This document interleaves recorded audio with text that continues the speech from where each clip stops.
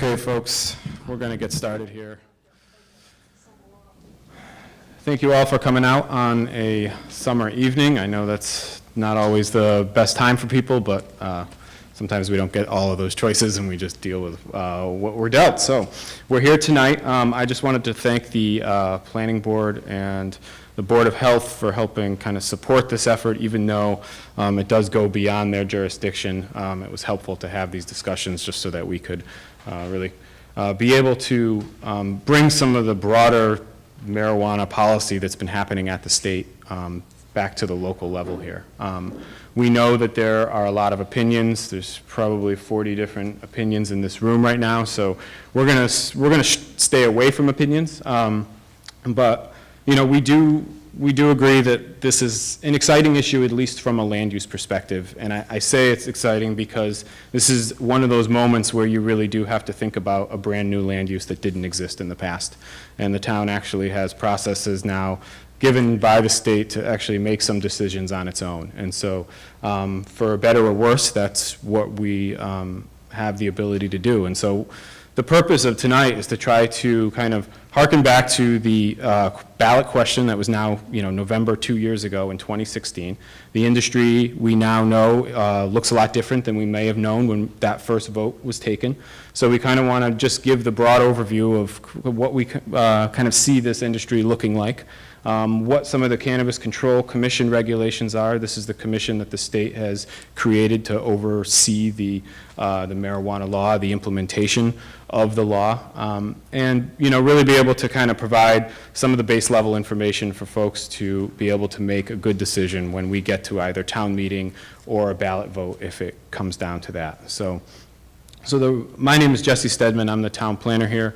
I'm here with Valerie Ortiz, she's our assistant planner, and Marilee Evdokimov. Did I get that right? I don't think I've ever said that last name. So, Marilee is going to help discuss some of the, some of the Board of Health concerns that have been being talked about throughout the region. So, so with that, we'll get right to the agenda. I just want to talk about a little about what we're going to go over tonight.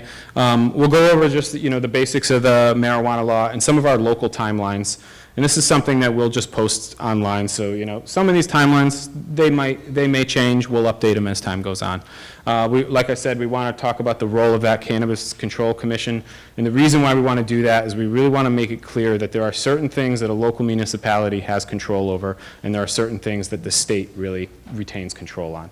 And so and what I want to qualify that by saying that, what we're going to talk about tonight really largely does not affect personal use of marijuana. We don't have the ability to really affect how much people are carrying, what they're smoking, how much they're ingesting, or what they're growing. That is all done at the state level. So what we really want to talk about tonight is what we can do at the municipal level.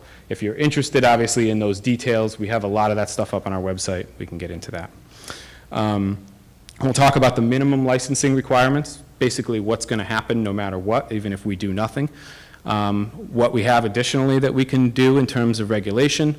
This is a long list, we get that. And we'll take some breaks and we'll get some questions out. And then we'll talk a little bit about some of those Board of Health concerns, because they are different than some of our zoning concerns. So with that being said, back in November 2016, we had the ballot referendum. Everybody knew it as question 4. That passed in Massachusetts, which is why we're here. And since that time, we have realized kind of what the marijuana industry is about. I mean, you've heard probably countless articles of people talking about Washington and Oregon and Denver and Colorado. What are we going to expect here in Massachusetts? What do our laws look like? So now we realize kind of what the choices are that we have before us. And so that's why we're here now. We know a little bit more than we did then, and this is constantly evolving. So there's probably an argument out there to, maybe we wait and maybe we see what else comes down the road, and maybe we have to act and we evolve with it. And so there's a couple different ways of looking at it. So regardless, this is kind of what we know now. So right now I have a few links. So on this page here, we've got some links to just like the Cannabis Control Commission. There's a bunch of planning links on the Regional Planning Agency site that talks about that land use type stuff, which is relevant to local towns. The Massachusetts Association of Boards of Health has also been doing their research. And then we've compiled a bunch of this onto our website as well under the Planning Department page. So We're obviously not going to get into all the nuts and bolts tonight, but that stuff is there if you're interested. And our contact is at the end of the presentation. Feel free to reach out, and maybe we can try to come up with an answer that we didn't get to tonight or that we can't answer tonight.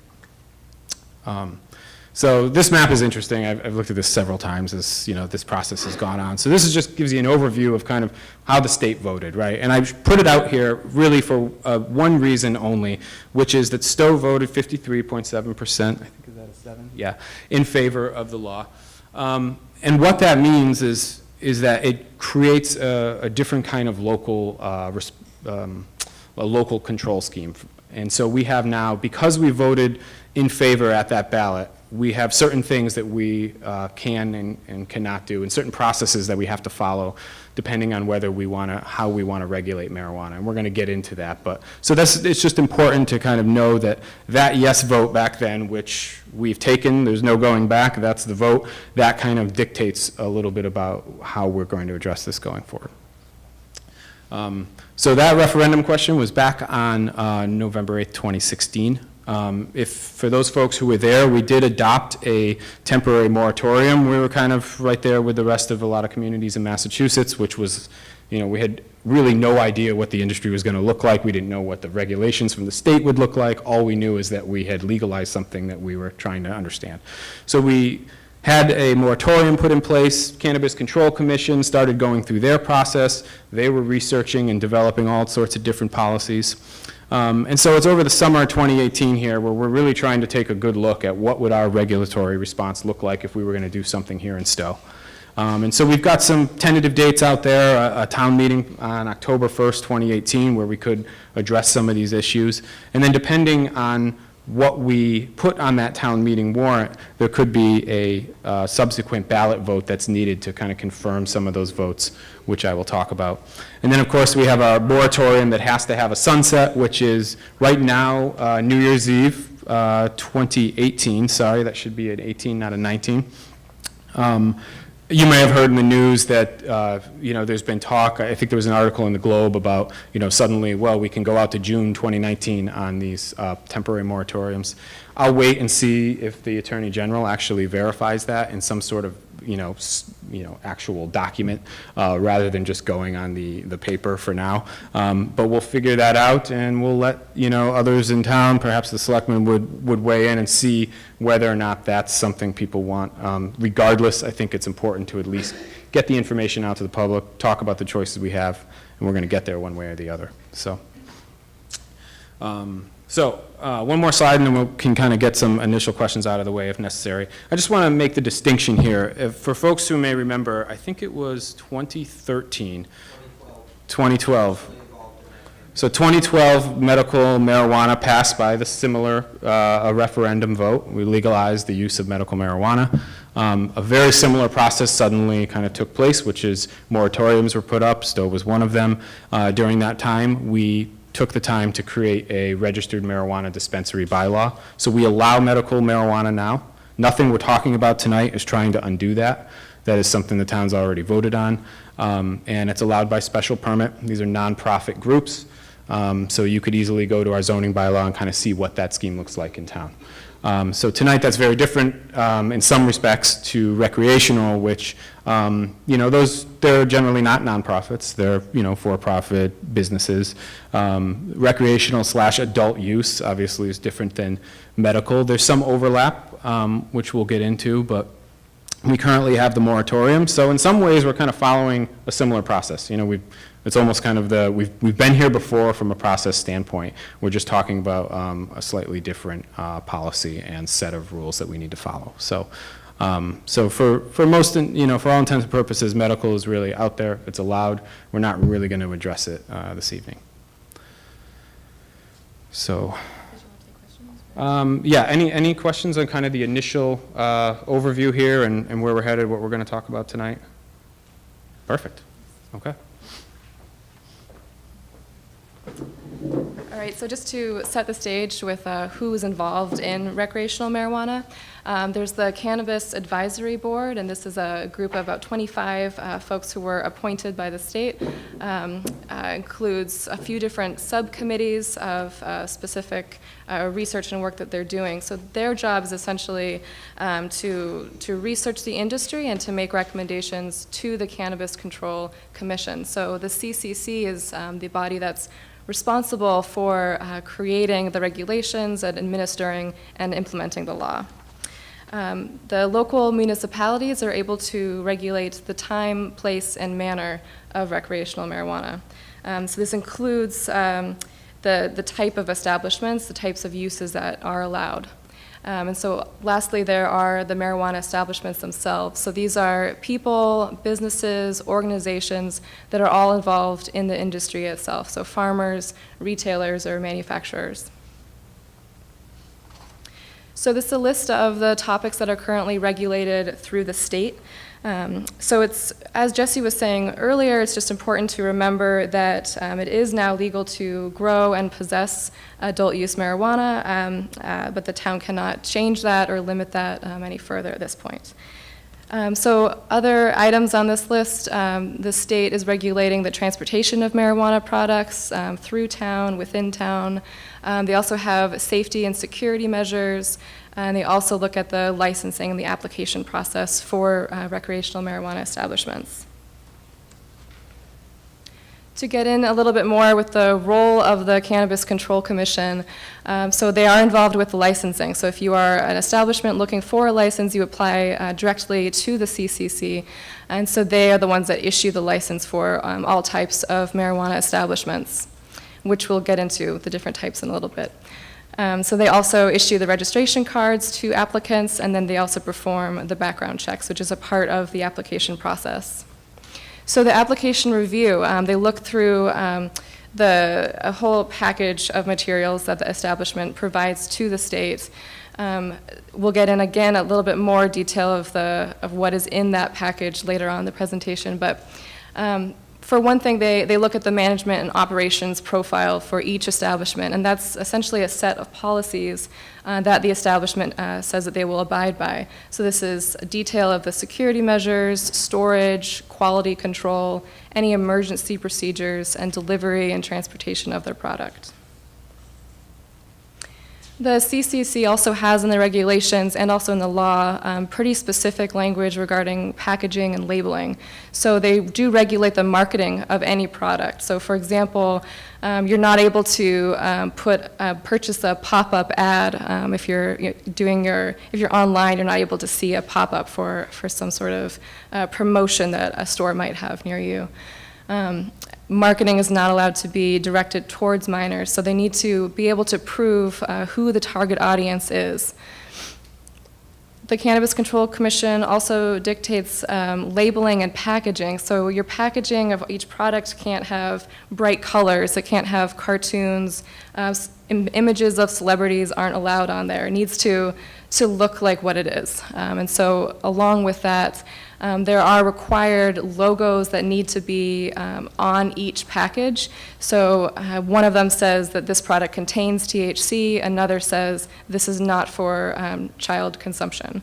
There's also a list of different slogans or I think it's public health quotes essentially that you need to select from to have on your product itself. So just warnings about the use of the product and warnings about what may be in there. So they also look at testing and oversight. So they have protocols for independent testing laboratories that do test the individual product again. And they also have a secret shopper program, so they can authorize a member of the Cannabis Control Commission or another appointed designee to actually go to stores and purchase product and then bring it back for testing and just to experience what that might be like at a certain store and to write down any notes from that interaction that you have with that retail establishment. So the Cannabis Control Commission also is the entity that issues any fines or suspensions and can take away your license as well. Are there any questions at this point? Hi, Ann DeLudy at 24 Arbor Glen Drive. how much of this regulation also applies to liquor suppliers, such as the places that sell in Stow and Acton? I'm not familiar as much with liquor laws, so yeah. It seems to me it's a comparable product. They should be is. similar. Yeah, there's nothing in the state law or in the Cannabis Control Commission regulations that really says that really differentiates between the sale of alcohol and recreational marijuana. The two never actually intermix at all. In fact, you know, if you look at the licensing requirements for these, like, we've heard this question quite a bit, which is like, well, what, you know, can a local convenience store suddenly be, you know, selling marijuana? There's nothing in the law or the regulations that really says you can't. But if you start to read through the regulations too, you recognize that the cost of entry and the amount of oversight and the amount that goes into it makes it seem a little unrealistic. This is one of those areas where probably the industry is going to have to evolve a little bit for us to really understand. Will the barriers to entry for some of these groups, say retail establishments, go down to the point where you could potentially be selling tobacco products and marijuana products together? I think that that's one of the concerns that we might hear a little later from the Association of Boards of Health. So there may be some opportunity to further regulate that, but it's not entirely clear in the Cannabis Control Commission regulations that I know of right now, and on that front. So.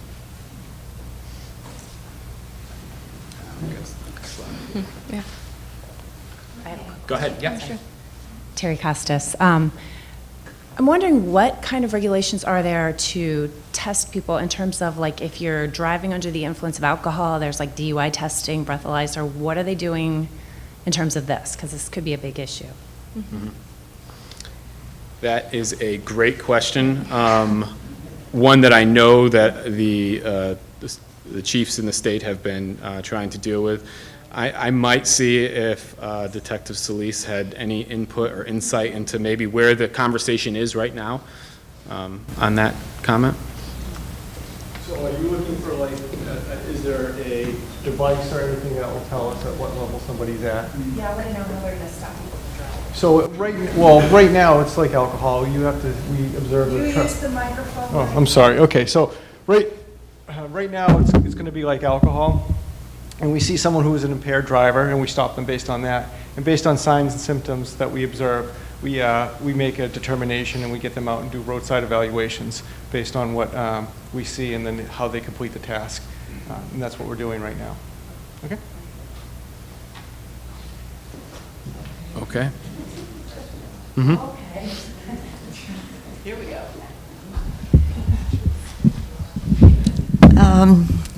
Right now, we've got a lot of laws. Alcohol, pot, all kinds of laws. Beating your wife, stealing from the state treasury. Who is going to oversee those laws any better than they've already done it, which they aren't doing? Every day, people are killed on the road. Every day, somebody gets shot. Are we just going to sit back forever and let people walk all over just for a little lift? What's wrong with getting out of bed and enjoying life? I mean, I don't drink, I don't take marijuana, I take very few prescription drugs. I never take a prescription drug unless it's been on the market for at least 10 years because I worked in a pharmacy and I know better. So who's going to enforce these? We haven't got a big police force. Mm-hmm. Of course, I could, you're going to sell this stuff on the street corner? Not us. No, not you, but somebody is. Right. No, I hear you. Today's headlines were ridiculous. Mm-hmm. There's policemen being arrested for breaking the law. Well, sometimes I don't blame them. The laws are pretty stupid, but who's going to enforce all this? Yeah. And who's going to pick up the bill for all the kids that get hurt? My cousin lives in Denver, Colorado. She worried about her grandchildren and her great-grandchildren. They've had big problems out there with the kids. Are we going to do that here? Yeah. Yeah, I mean, right now, the CCC has their regulations around marketing and diversion, but I agree. Regulations aren't any good if I they're agree. not enforced. We're going to see how this evolves. I totally agree. We don't know yet. We don't know.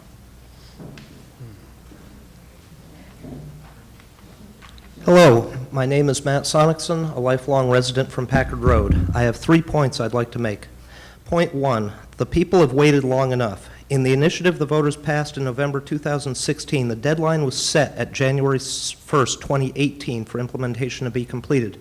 The legislators pushed it back by over 6 months, and Stow has enacted a moratorium until January 1st of 2019.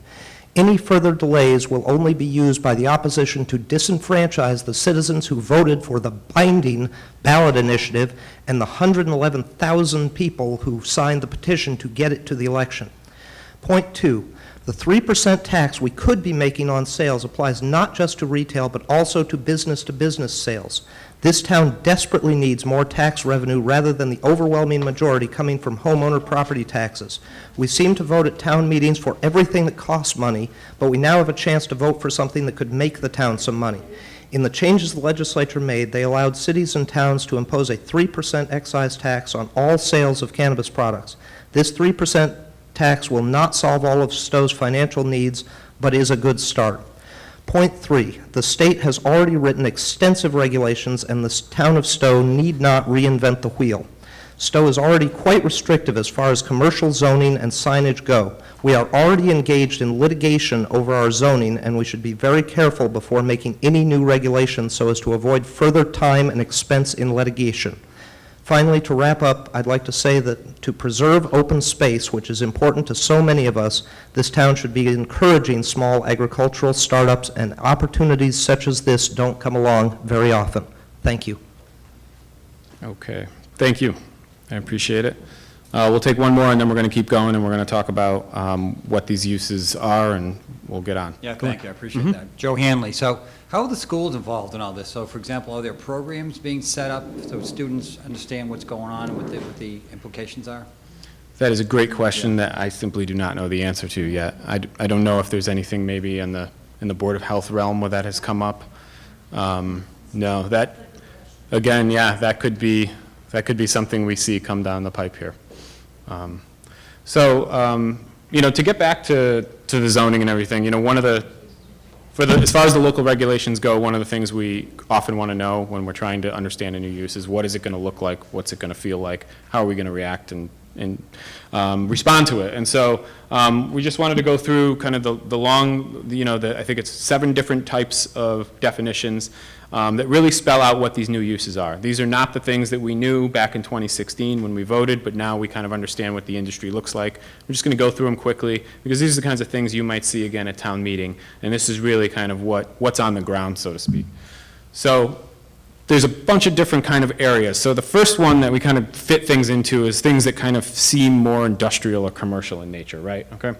So we've got product manufacturers. So these would be the folks who, amongst other things, are actually making different marijuana products. So they could be edibles, they could be tinctures, candies, you know, there's a lot of different types of things. They would be making the product and then, you know, transport it, conveying it to retailers, to other folks that are going to sell it or, you know, actually market the product. And then you have this category that the state created called a micro business. And essentially this is like the craft brewery of the marijuana industry, right? So these, you can only buy like 2,000 pounds a year. You can have like this small scale grow operation where you can create your own, you know, you can either, perhaps it's creating your own strain or marketing it in a different way, but you know, it almost seems like a lot like what breweries are doing. So what the state recognized here is that this is really a big money industry. And so you'll see in another example here too, they did create a couple of examples to try to help or to try to allow people who may not have those resources to get into the industry at a smaller scale. So the next kind of category that I think about this, and Valerie and I have been talking about this, is kind of like this office lab type thing. So you've got research facilities. Now, this is kind of a broad category. They don't really define it much, but, you know, doing research that's relative to the recreational marijuana industry. Then you have independent testing labs. Now, CCC set up a pretty big testing and oversight stuff. You could see that in the regs. Valerie was just talking about it. So these are just labs that are doing the actual required testing of a product manufacturer or the people who are making the products. So part of the picture, but not necessarily doing the selling. And then you have like the kind of the whole cultivation side of things. And so again, similar to the micro business, you have this craft cultivator cooperative, and this was another way that the state was trying to provide some sort of equity provisions here. And so, you know, if you're a craft cooperative, you are a bunch of people who have Massachusetts residency, and you have kind of come together to do small scale cultivation and manufacturing. You've got a couple of the other things has been kind of floating around here. Most of the facilities appear to be kind of indoor hydroponic facilities. You're growing inside, you know, some sort of kind of, I don't know, warehouse space, probably could be a lot of different things. You've got also the ability to do secured outdoor growing. One of the key components to that is that you're not able to see that from a public way or from any public place, so it's got to be pretty well hidden, screened, landscaped, fenced, what have you. And then you could also do greenhouses if you could fit it into that kind of realm. I have seen in some bylaws that, you know, towns have, you know, for one reason or another, prohibited greenhouses. So that's kind of the, you know, just a kind of a look at the cultivation arm. And then you have the retail arm, which, you know, this seems to be the thing that a lot of folks have been wrestling with, or at least asking questions about. So you got your storefront retailers. You know, the state basically defines them as marijuana retailers, people that actually provide the finished product to the consumer. Delivery services and on-site social consumption, that was part of this whole scheme the first time around. And then the state actually said, you know what, this is maybe a little more complicated. We're going to take another look at it. So this is one of those areas that we just don't know where this is going to fall yet. The Cannabis Control Commission had said that in October that they would maybe provide some more indication on how towns could locally control on-site social consumption. What I mean by that is, you know, everybody, you know, the popular idea is that you could have some sort of marijuana bar, but it doesn't necessarily have to look like that. There were also ideas about, you know, maybe you go to a yoga studio and you are able to take some sort of product there, or, you know, while getting your nails done. Who knows? I don't know. These are like the different kinds of things that were kind of floating out there. So we'll see. You know, and you can look at other states and probably see some of these examples. And then you've got, the delivery services. Now, it's pretty clear in the regs that towns can really not affect transportation of marijuana, so you're not really going to hear us talk about that. But there was this component of the delivery service that we're probably going to see again in the fall in some way, you know, that included kind of, you know, lock boxes in these trucks that had to have 2 people in it at all times, and they had all sorts of really serious regulations around it. We'll see where that goes. So I only bring this up because this is where, you know, things are still evolving, and if and when we get to the point of having a bylaw, we can always go back and once something new comes out, assess whether or not it needs to be included at a later date. So, so that's kind of like the you know, what the industry looks like, and I just think it's important because this is the kind of stuff that will be helpful when we actually go to vote on whether it's a bylaw or a prohibition. This is what they're talking about when they're talking about marijuana establishments. I don't know what our next slide is here. Okay. So I'll just review the licensing requirements. This law does go into great detail here. I'm just going to provide a quick overview of what is involved. But essentially, what an establishment would need to do first is to coordinate with the town that it wants to locate in. So the town or the establishment would need to hold a public hearing in the town. It would be noticed, the butters list would go out, so you would get it in your mailbox, you'd come to a public hearing. You're able to talk about the issues that you feel are coming up around that site itself. So once the establishment has passed through the public hearing process, the town is able to negotiate a host community agreement. So this is, you may have heard about other towns that have had these with medicinal or recreational establishments. So the host community agreement essentially is able to look at what impacts the establishment may have on the community and then provide some sort of benefit. So you may have heard that the town of Milford was just negotiating with an establishment that was cultivating. And so they've now gotten, I believe it's about $250,000 per year for the first 5 years. So these are impact fees essentially, so that the community can decide, what the right amount might be, or what the right kinds of impacts might be to address. So going past this, I might be skipping around a little bit on you, but so once the establishment has gone through the host community agreements, it's allowed to locate in town, then they provide this application package back to the state. And so the state's looking at that, which includes a background check, includes the, forgetting the name of this right now, the management operations profile, which again is the list of policies that they need to provide to the state. So again, looking at impact fees, any sort of monetary requirements, that kind of thing. Yeah. So I think Wanna the add one thing something? just to add on to what Valerie's saying, just to make it really clear, this is kind of, this three-part process. So this is what happens if we just do nothing and we all go home and that's the end of it. This is what the marijuana establishments have to do no matter what. Got to get the host community agreement, has to be executed. Doesn't matter what you ask for in there, provided it's within state law, has to be executed. Have to have a public hearing and then get that application to the CCC. Okay, so I think this is a good point just to kind of be like, this is the baseline, right? And then what we talk about from here on out is really what the additional options that the state legislation provided municipalities to take. So that's kind of just kind of a line in the sand here. Everything we've talked about is what the state has allowed and what we know is going to happen regardless. And now we get into kind of the picture of what are the choices we're going to be able to make. So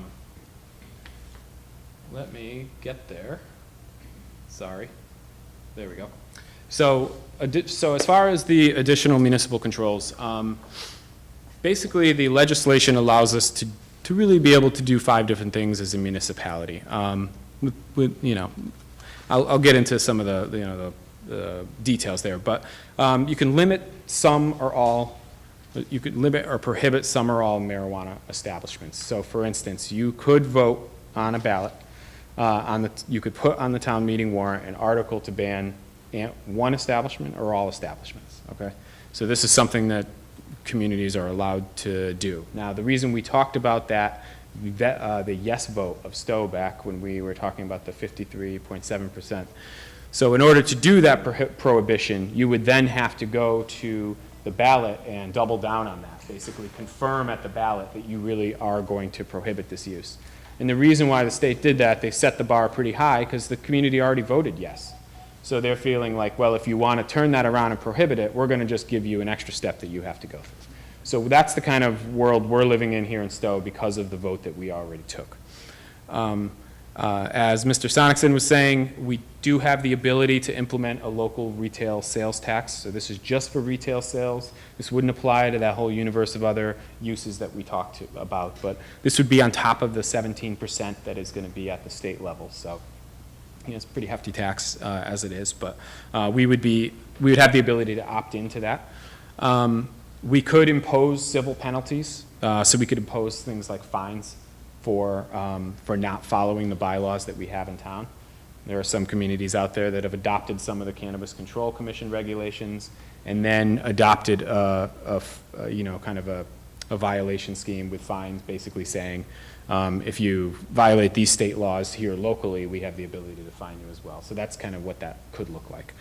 And then we have the ability, what we've been talking about, to govern the uses, basically the commercial industry through zoning. And, we'll get into that some more. And then there's also the ability to adopt local Board of Health regulations. Now, the only thing that's really different on this whole list is the last one, adopting local Board of Health regulations. Is something that we do not have to go to town meeting for. This is something that the Board of Health can have a public hearing on, can take input from the town, and vote on themselves. I think I have that right. Thank you. And so the rest of these are the top 4 are the items that we would potentially go to town meeting and the ballot for. So again, just kind of, I kind of explained that as I was going through, that the reason we have that structure, that 2-tiered town meeting vote, ballot vote, if we want to prohibit, is because of this vote. And so broke it down into a table here. This made sense to me. I'm sorry if it doesn't make sense to other folks here.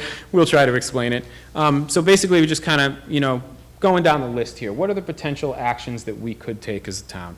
Again, so banning a marijuana establishment. So this I've seen some examples where towns have just, in one fell swoop, have tried to ban everything all at once. They just included all of the definitions, right? So any or all of those marijuana establishments could be banned. Town meeting vote, yes. Ballot vote, yep, you have to go and confirm it because we're a yes community. You can limit now, the number of retailers is slightly different, okay? So you can still ban marijuana retailers, but you also have the ability now to limit them instead. So you could set a cap. Now the state basically said, you know what, you can set a cap at some percentage of your package store liquor licenses. So I think Stow has like 5 available off-premise liquor licenses. Somebody can fact check that, I could be wrong, but we'll make sure we get it right before we get to any sort of town meeting stuff. So let's say, for instance, you wanted to limit it to 20% of 5, we'd be talking about, well, maybe we can limit it to 1 marijuana retailer in town. So that is something that we'd be allowed to do. We could go to town meeting, we could vote to do that. We do not have to confirm that at the ballot. Just the prohibition part on top. So if we want, sorry, it's more complicated than that. So if we want to limit it to 20% or below, if we wanted to go to 1 or none, that is what we would have to confirm at the ballot. If we wanted to say, you know what, we'll limit it to, let's just say 5, we'll call it 100%, 200%, whatever percentage point we want to define, because we're a yes community and we're saying we'll allow more than this 20%, we wouldn't have to go back to the ballot because we'd kind of be in this yes territory as it is, right? So kind of playing around with the whole yes and no, how did we vote thing. So, so that's kind of that. It's definitely confusing, especially when you get all the things together. So we got the next part here. We have the ability to do the local sales tax. So it does not apply to medical marijuana sales. This would just be for retail sales. Be by a town meeting vote. Do not have to go to the ballot to apply this local sales tax. The same thing for the zoning bylaw. Now there should be an asterisk next to this, because obviously in a zoning bylaw you can prohibit a use. But we're just going to pretend for a moment that the zoning bylaw is allowing the use with restrictions and conditions, okay? So in that instance, you would pass the zoning bylaw by a 2/3 vote like we do all the time at town meeting, and we would not have to go to the ballot to confirm that. If we decided we were going to create a zoning bylaw that prohibited 1 or more of those uses as part of that, we would have to confirm that at the ballot. And then the last thing, we've talked about, but I put it up here because it is just one of those things we're going to have to do no matter what if we do see one of these establishments, is the host community agreement. And both of those, we don't have to go to town meeting. We don't have to do a ballot. We just have to execute it, period. Let's see. So the way I think about this, there's 2 sides here. We've really got the kind of the control, regulate, and condition type of scheme where we can really think about how are we going to manage this, what kind of conditions could we put on the use, could we find the right place to put it, could we allow it if everybody followed these rules that we set here in town, or do we want to limit and ban it altogether? And those are the kinds of things that, we've got a survey out right now. We are trying to understand where the town has come in these 2 years and everything that we now know, to try to get a good idea of, what do we do at town meeting? What will a potential ballot look like? We want to make sure that we're getting just an up-to-date idea of where folks stand. So with that, I think if there's any comments on I know that was a lot of information to just throw at you, so I don't know if there's any initial questions on that. Certainly have more later too. Go ahead. Hi, Ann DeLudy, 24 Harbor Glen Drive. As a consumer, I am in pain pretty much 24/7, and none of the medical painkillers help. The only thing that helps is either bourbon or possibly marijuana. Bourbon is destroying my liver. I would love to be able to go to Shaw's, go down to Colonial Spirits, pick up a bottle of bourbon, go next door, pick up a packet of marijuana, go home, and be pain-free for possibly 24 hours. I don't understand why all these conditions exist on something that is possibly so beneficial and it's going to relieve me of pain.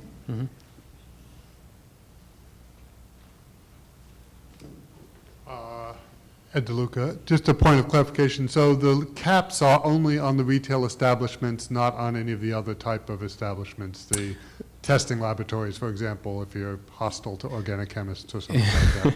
So in the state law, it appears that the cap is really only applied to the retailer. That does not mean that you couldn't go in through a zoning bylaw and set a cap on a use.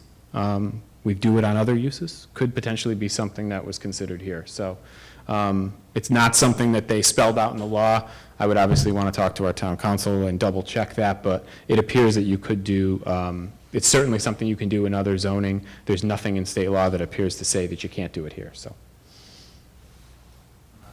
So Joe Hanley, so let's say an establishment is in operation, it's been approved, and it has a negative impact on the town, they're not following guidelines. What's the process for shutting down, or is it possible to shut down that establishment? Yeah. So, good question. That's a great question. So, let's just say we went to town meeting and we approved a zoning bylaw for recreational marijuana establishments, and it was by special permit. Okay, a special permit is typically our go-to discretionary permit in the state of Massachusetts. So this is one of those permits that you can put conditions on, and you can require that somebody follow through certain performance standards in order to get that permit in the first place and to be valid over the long term. So there are times when special permits are definitely reviewed for compliance. And there are definitely times when people challenge whether or not that special permit and that land use is actually functioning according to the conditions that were put in place. So we have a zoning enforcement officer that at times will step in on that. The planning board has at times reviewed special permits periodically. So it's a very standard practice, and it is an enforceable one. The planning board has the ability to revisit that if something isn't working out. So. That would be the best way, I think, on the special permit. Okay, so, yeah, go ahead, Tom. Yeah. Tom Ryan, can you just clarify for people, I think, where you had an option to raise the cap, an option to lower the cap, can you just clarify that based on doing nothing right now, we would be capped at 1 retail establishment because of we're capped at 20% unless we vote to lower it or vote to raise it. Yeah, so I think I can see how it would appear that way. But from my read of the law is that without establishing either a higher limit than 20%, let's say 5, or a lower 1, you've got no cap at all. That's the way my read of the law. Because you asked the question, I'll certainly follow up and try to figure that out, but maybe Lori our chair of the planning board, can expand. I'll just try to put it a different way, and maybe it'll be Thanks. clear. The only reason why the 20% is even in question just has to do with we're a yes community versus a no community. So doing nothing means there is no cap. If we want to set a cap, ultimately, there's just a difference if we want to go more than 20% versus less than 20% just because we were a yes community. So that the only relevance of 20% has to do with the fact that we were a yes community, and therefore, if we want to go 20% or lower, we have to do a ballot. That's really the only reason why it's a difference on the table. Can you go back to the slide with the ban limit versus the, I just have one other comment. No. Was it at the table? No, it was just that picture, ban limit on one sure. side. I think it's the next one. Just one comment I want to make to be very clear here. So, as Jesse's saying, our option, and I just want to make sure, based on Ann's comment, everybody understands, tonight is not about pro-ban or not pro-ban. Tonight is about trying to educate people on what our decisions as a town are. And so when we talk about limiting our ban, know that each of the types of establishments that Jesse mentioned, whether it be industrial or retail, cultivation, there's a separate choice for the town to make on each one of those. So on each one of those, we can choose to limit or ban in some way, or we can choose to control, regulate, and condition. And even though the words control, regulate, and condition can sound kind of harsh, the fact is we control retail, period, in terms of zoning by basically indicating where in town can we have retail. And so I guess that can be as loose as we want it to be or as strict as we want it to be. And so again, the purpose of tonight's information is really to make sure everybody understands what choices we have as a town, and that will come first by which, what questions do we want on the warrant, and therefore what questions will we need on the ballot depending on what questions we put on the warrant. And so again, it is complicated and there is a lot of choice to be had, and so I think it's just, I want to make sure that everybody understands that. Thanks, Lori. All right, so that's actually a good segue. We're going to just talk a little bit about what the zoning piece looks like, because it seems to be something that a lot of communities have utilized, a lot of communities are familiar with it. So we're just going to talk about not exactly what it would look like here, but give you an idea of what the zoning actually provide for. So as Lori kind of got into here, you can set the location for different marijuana uses. We have overlay districts for all sorts of things. You could do something very similar here, which is to say that, on top of all the things you're allowed to do in an industrial district, if you follow these criteria, you can also have an independent testing laboratory or a marijuana manufacturer. So that is kind of the idea behind setting locations. You're able to require a conditional approval process if you want to, and that's the special permit that I talked about a few minutes ago. That is something that is very familiar to the town. This is where if an application were to come into town, in addition to the public hearing that they already have to do according to the state, special permit requires a public hearing and notice to all abutters within 300 feet of that property. So it's one of those things where you would certainly know about it. It wouldn't suddenly one day being built and you didn't have a chance to talk about some of the concerns or the issues that maybe you wanted to bring up. And then, the town is able to actually see plans and see site plans and provide feedback. So that's kind of what the zoning aspect looks like. You can look at things like, well, what's the parking situation going to be like? How many people do we think might actually be at a retail establishment at one time? How many people work at an independent testing laboratory? How big would they need to be? What would their, landscaping requirements be? A lot of boring things, actually. But some of these uses kind of seem like they're just kind of boring office uses. So these are the types of things we think about with a zoning bylaw at times. So we, like I said before, we've done this for medical marijuana, and I just wanted to make this point just because what we're really talking about tonight is really nothing really too novel. We established a district where we thought medical marijuana, registered marijuana dispensaries were most appropriate. We have them right now allowed as uses in different parts of the industrial and commercial district in town. We set buffers from vulnerable locations. In that law, it was areas where children could commonly congregate. We followed the standard that the law had set. And it requires a public hearing, and we go through the site plan, we look at the security measures. We've had a couple people call on it. We've had no one apply, but it's there. It was something that the town passed by 2/3 majority vote at town meeting, and so it's on the books. When we're thinking about this, and the reason why I said at the very beginning, this is an interesting topic, is because, there's all these new questions that we need to ask when we think about our zoning map and where we have different uses. How are people going to engage with it? What are the site planning impacts? What is it actually going to look like on the ground? Are there existing districts we already have where we think the use actually may fit in? Or is this something that you would want to think about creating a whole new use for? I mean, I wasn't here when it happened, but I think back to the 90s when we first started seeing cell phone towers. And that was a brand-new thing that I think took a lot of people by surprise. When I read through the minutes, it certainly looked like it did. And there was a lot of debate, there were lawsuits, a lot of questions about that. And, you know, I kind of, when I look at this, I too see something where there's a lot of complexity, there's a lot of debate, it's brand new, we're trying to figure it out. So very similar, you know, and what we did back then, eventually we got around to having a wireless communication district, you know, for better or worse. We had an overlay district, and now they somewhat seem commonplace. And I'm not suggesting that that's going to be the same here, but, you know, zoning is often one of the things we turn to when we've got something complex that we're trying to at least contain in some way that we can understand it.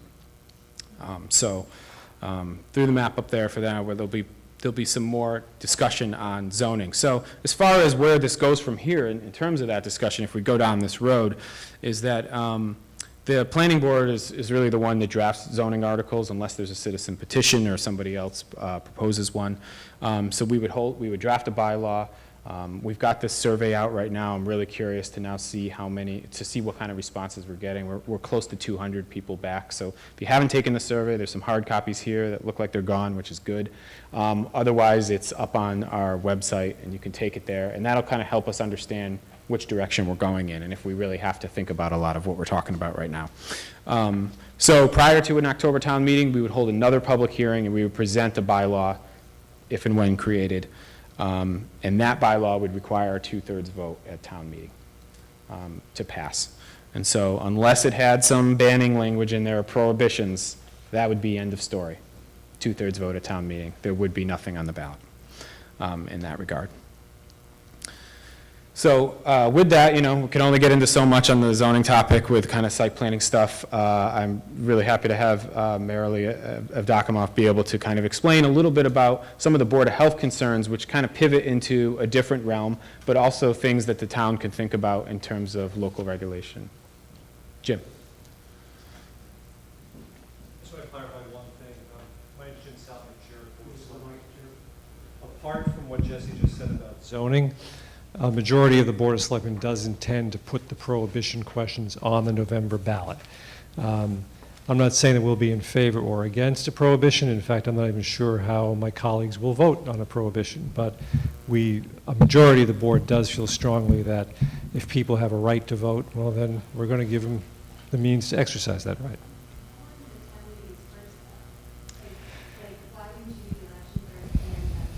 Deb, we're right now talking to town council about how, within the short time frame allowed by the moratorium, we move on both tracks of the zoning bylaw and a potential prohibition.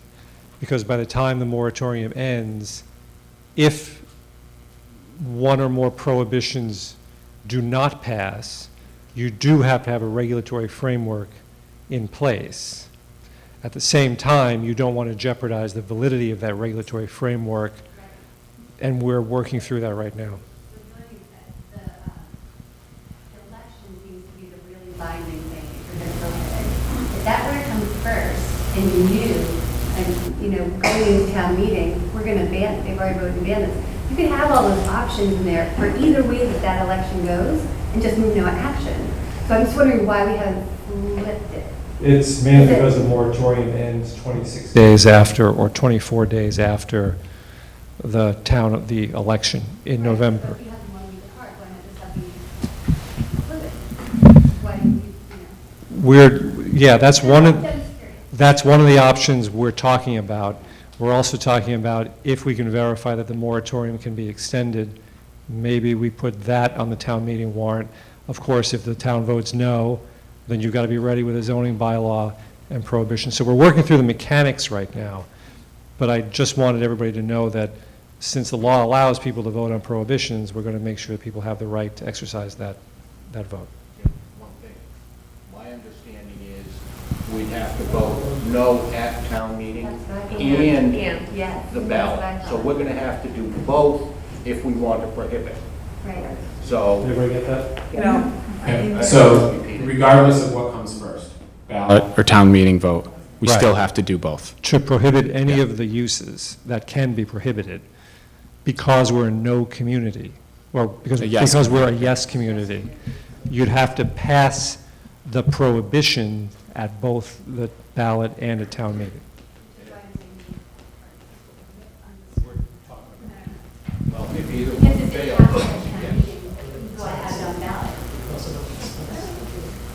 So Marilee, I'll have you go over some of that. Thank you.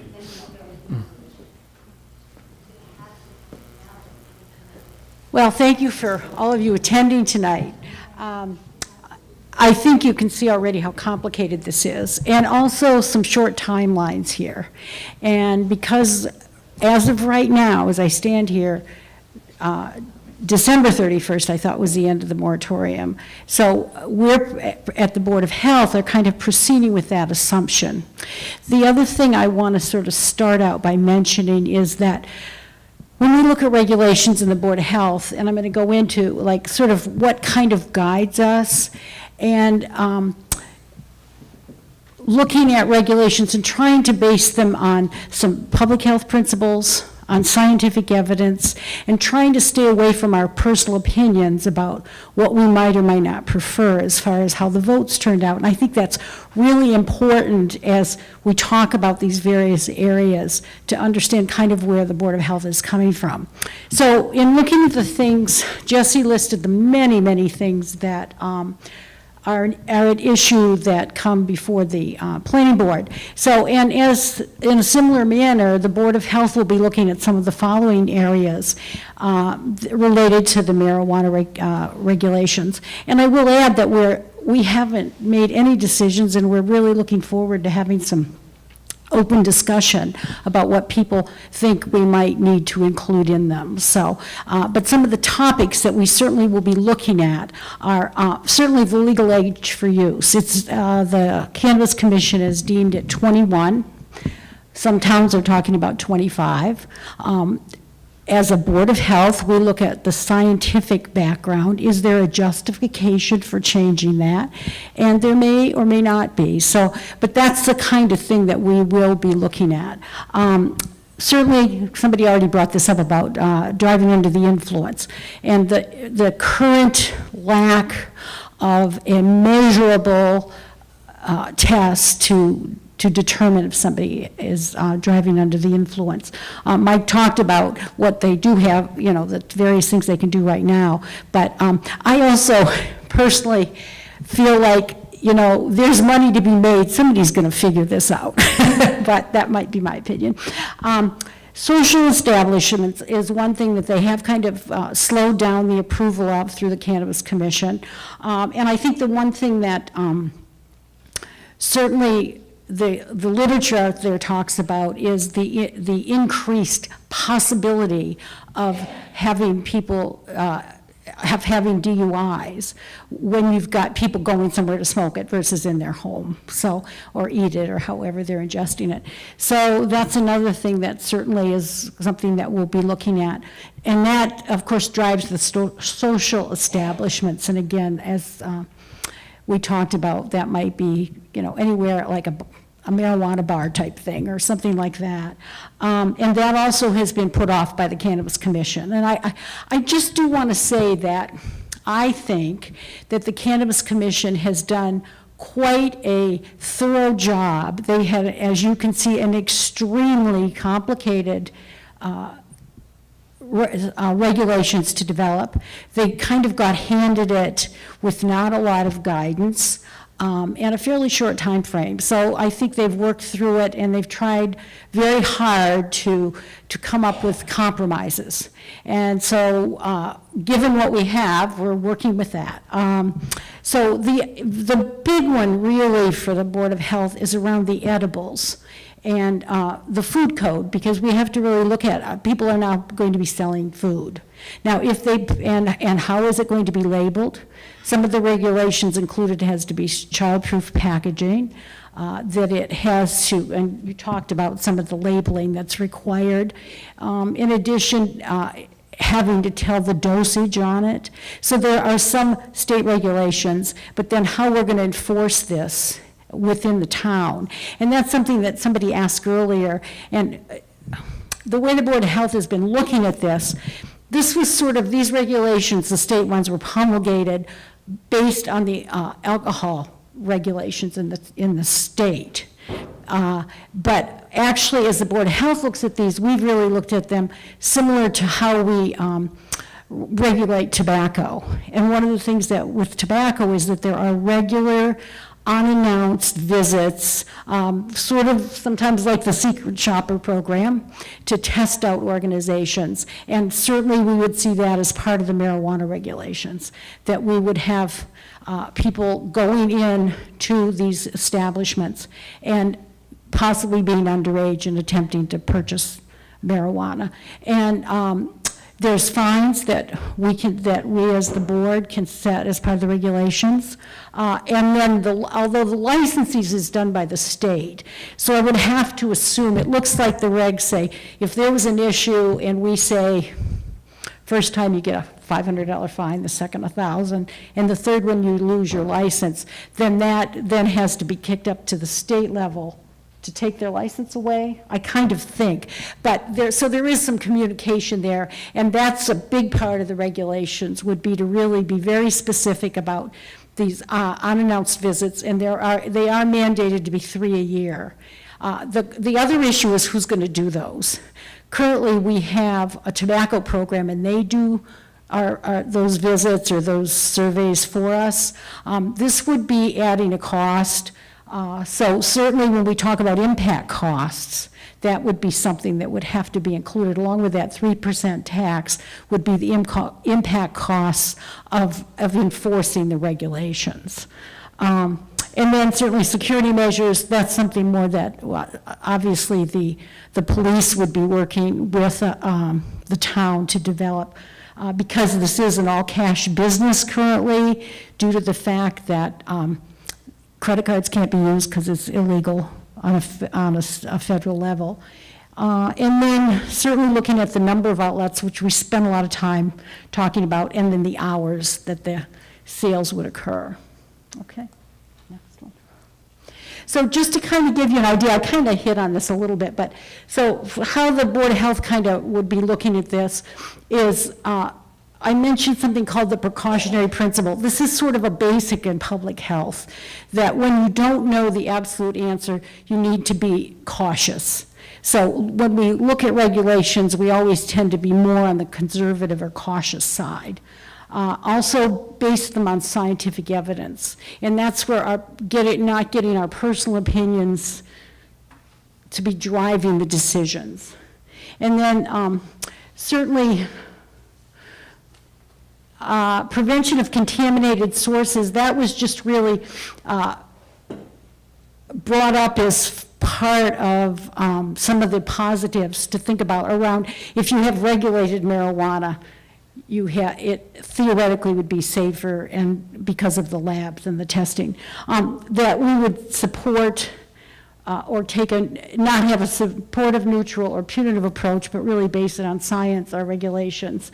We do have the Mass Health Officer Organization and the Mass Associated, Boards of Health developed sample or model regulations for towns. So that's helped us a lot to identify the areas that we need to get into. And then, again, as I mentioned, whether you're going to base this on the state tobacco regulations or on the state liquor, it makes a difference in kind of how you regulate things. Okay. So, and just to reiterate, and Jesse really talked about this, so for the Board of Health, it's a little bit different. So we'll review, we've already done that really, the Mass Health Officer recommendations. And now we'll be going into that, developing recommendations for the regulations, hold public hearings to get feedback, and then finalizing the regulations. And we sort of feel like we're on that time track right now to be done by December. If it doesn't need it, we don't need it. But if we need it, we need to have it ready. So just, we're a little bit different. We have public hearings, but we aren't required to have a vote at the town meeting. So the Board of Health is independent in that way. So, questions? Yes.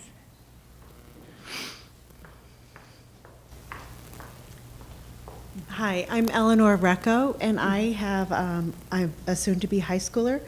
And my question is, when you're trying to develop the Stow regulations based on a Board of Health perspective, are you looking also at other states' experiences with implementation of these recreational marijuana laws, rather than just at alcohol and tobacco? Because That's a good point, yeah. you know, my specific concern is I have a young person who's going to be going to the high school next year, and the fact that recreational marijuana is now legal in the state, to me, it makes me think that, well, yes, I will do everything I can to keep it away from, you know, her exposure.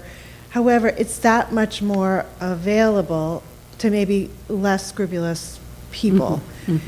So that's my concern. I think that's a really good point, and something that we hadn't talked about that much, so certainly take that into consideration.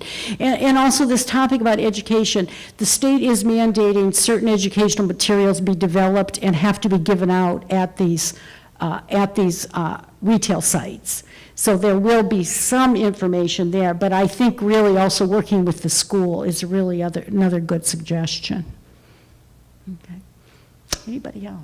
Yes. Can you use the mic, please? Yeah.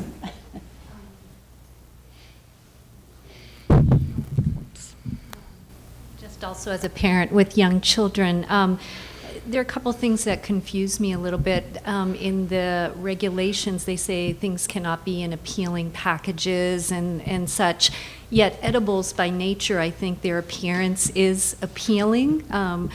And also, do we know from other states how they make edibles come in child-proof packaging? It's hard for me to imagine how that actually happens. And I also see, I don't know if this is actually correct, but that the limitation is just 500 feet from public or private schools. So I think that combination, especially when you think about edibles, is very concerning for young children, middle school children, and kids at the high school level. So be curious to know if we have any information about other states and how that's been handled and what's happened with regard to the edibles specifically. First, just to correct, we haven't come up with that's part of the regulations would be how far they have to be from schools. So the 500 feet is, I'm not sure where that came from, but I would comment, yes, much of what the Cannabis Commission did use, they spent a great deal of time and effort talking with other states that have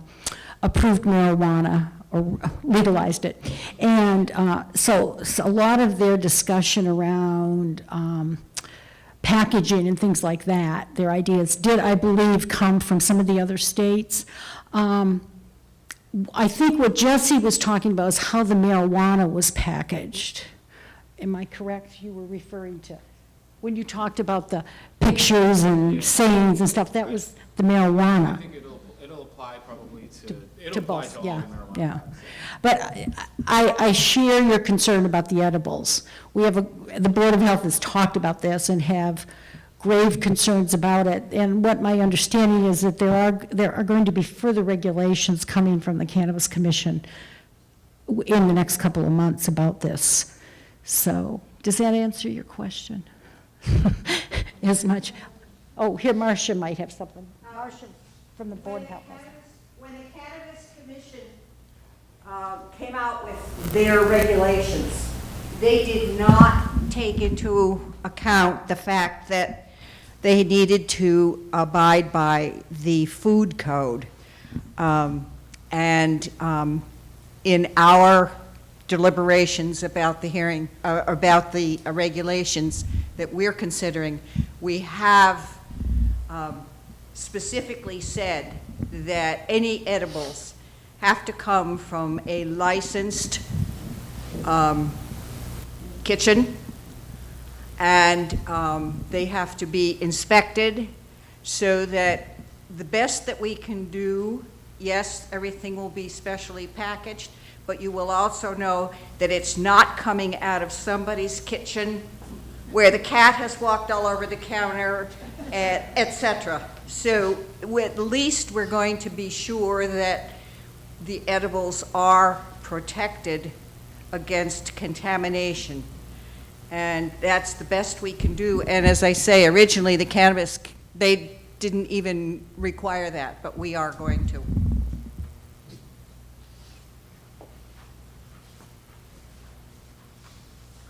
Atle Thorensen, can I ask a question with regard to the regulation that the Board of Health can do? There's on your previous slide, there was something about business hours. So what can you do that is different from the zoning laws with regard to opening of a business? Well, I guess it would come under either, but we could decide, and I think working with the police department to decide how late would you want these organizations to stay open. Again, considering that they're a cash-only business. Does that answer your question? I'm sorry, so what's different? What can you do that is different from the zoning bylaws we have with regard to opening hours of a business like this? Oh, we can make specific ones for marijuana sales. You could allow them a 1 hour business per day? You could. The thing I want to caution, and I know it was mentioned about, I think it was Milton has come up with a $250,000 payment for 5 years. Some towns, one of the rules though, or the overriding principles when you develop these regulations is they can't be overly punitive. So, you know, if you don't want marijuana here and you're going to write regulations, you can make it really difficult. And that is not allowable. And those things would not stand up in court 1 hour a day. One town tried to charge $500,000 or something a year. So yes, we do have leeway, but it has to be reasonable. And I think that's does that help? Yep, good, okay. Anybody else? So I think the Chapter 94G, the actual law says something regarding unreasonable regulation in terms of how you devise your zoning bylaws. So generally with zoning, you always have to have some sort of connection, some nexus, some proportionality to why you're coming up with the regulation. And I would imagine that in state law, it's a very similar type of thing with the Board of Health. So I did just want to clarify one thing that came up earlier, because regarding this distance from public and private schools, Cannabis Control Commission set it at 500 feet. That's the cap. We can't go higher. So we listed it, I believe, for medical marijuana at 300 feet. I have to double check that. At the time when medical marijuana came out, they said it had to be a distance from where children commonly congregate. That was wonderfully vague. And so they came back and they just brought it down to here are the public and private schools. So, you know, if we get to that point, we'll have to negotiate that. You can go lower, but you just can't go, you can't say nowhere within 10,000 feet, you know. Oh, that's our whole town, sorry, I didn't realize that. Yeah, so, you know, there's reasoning behind it. So, if there's any more questions, happy to take them when we're done, if you'd like to have a conversation about it. If you want to learn more, and there's a lot more, I mean, there's just like a million things we didn't get to. Of course, we can't do it all on one night. So the Cannabis Control Commission website's here. These are all links. You'll be able to click on them. They're on our website. Like I said, we put up some stuff. We're not the one-stop shop clearinghouse. There's stuff all over the place. But you know, for those of you who really want to go to sleep, there is the general law too. And that, you know, it is helpful because you see like, okay, this is how the framework got set. Then you can see where the cannabis control came from. You eventually see where we are today. So if you like that kind of stuff, it's there. Our contacts are here too. You know, I didn't put merely, of course, I didn't put your personal one on here. I referred to the Office of the Board of Health. You can send questions there. And then Valerie and I, of course, are up in the planning department, happy to respond to anyone who is in touch. So the next step here is going to be, we've got some process-related stuff that we need to figure out between ourselves and the selectmen and town council and just the way that, you know, towns have to roll this out. But in terms of the actual, any regulations, bans, all that kind of stuff, notice will go out, certainly from the planning department. We'll try to keep updates on our website on the news and announcements. You can sign up for just any time a news and announcement comes up on the website, you can sign up to get a notice if you want to make sure you don't miss anything. So that's the best way I can say to stay in touch. Otherwise, just, you know, I have a list of people who just choose the other route of call every week. And so I'm fine with that too. That's why we're there. So yeah, with that, thank you so much for coming out. Happy to answer any other questions. Lori Clark, please, yeah. Hi, in case you don't know me, I'm Lori Clark, and I'm the chairperson of the planning board currently. So a couple things I want to make sure are clear of how you give input to various things going forward. So you heard a little bit about the planning board will be focused on zoning bylaws, just like we would any other district in terms of retail, industrial, et cetera. And just like the Board of Health said, we have to have a zoning bylaw ready to go because we, regardless of which way we vote, we need something ready. So we will be working on that, and we are required to hold the public hearing to get input to that as well, and so you're welcome to come and give input there. Board of Health mentioned the same thing. They will also be having public hearing based on trying to develop their regulations to be ready to go as well.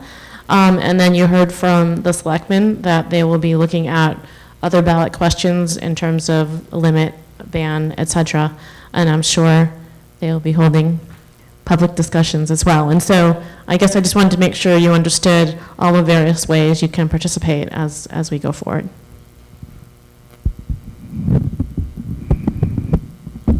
Thanks, Lori. Okay, with that, we're all set. Thank you, folks.